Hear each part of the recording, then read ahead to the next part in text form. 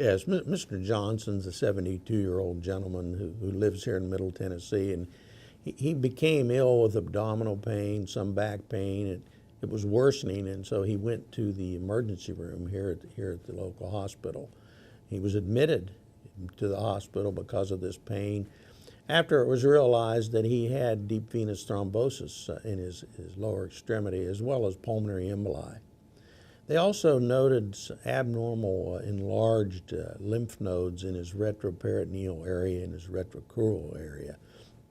And that was of some concern that he might have some neoplasm or malignancy or cancer. He entered the hospital. He was treated with anticoagulants intravenously, and the blood clots improved. He felt a little better, but he still had the pain. A biopsy, a core biopsy, was done of the retroperitoneal mass, and this revealed a well-differentiated adenocarcinoma. The immunohistochemistry done on these cancer cells was really inconclusive. It could have been from multiple areas.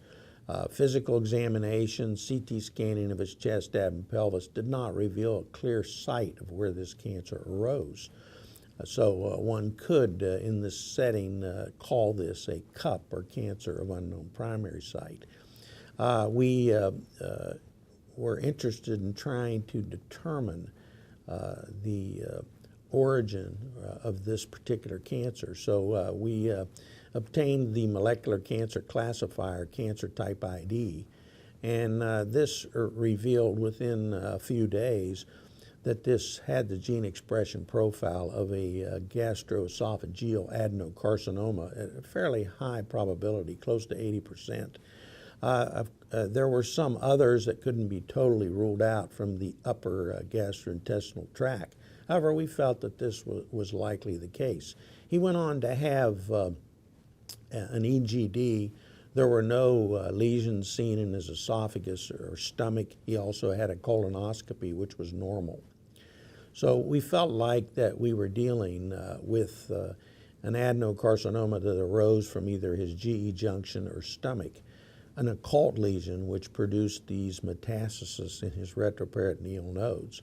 Probably had something to do with his hypercoagulability and why he developed deep venous thrombosis and pulmonary embolization. This is a known association. This gentleman, of course, had the genetic profile of a GE junction cancer. His HER2/neu was amplified, determined by FISH, and therefore he was a candidate for 5-effusis platinum and Herceptin. He was also a candidate for an additional clinical trial being conducted at the Sarah Cannon Research Institute. And we elected, after discussing with him, to enter him on this clinical trial. This trial includes the standard treatment, which is 5-effusis platinum and Herceptin, but it also either adds Perjeta or pertuzumab, either as in a double-blind fashion, either Perjeta or a intravenous placebo. This gentleman is on this particular trial. Even after a few weeks, his pain was better. His treatment went along fairly uneventfully. He received several courses, and in the middle of December, he had a CAT scan of his abdomen and chest, abdomen, pelvis, which showed clear-cut objective shrinkage of the measurable lesions, particularly those in his retroperitoneum, which were biopsied. He had a few tiny little scattered lung nodules. We weren't sure of the significance of these when he was first diagnosed. However, we noticed that these were even smaller, suggesting they were probably metastases. So this particular program has been useful in terms of treating him. The reason we're treating him with this site-specific treatment is based upon a clear diagnosis from the CancerTYPE ID.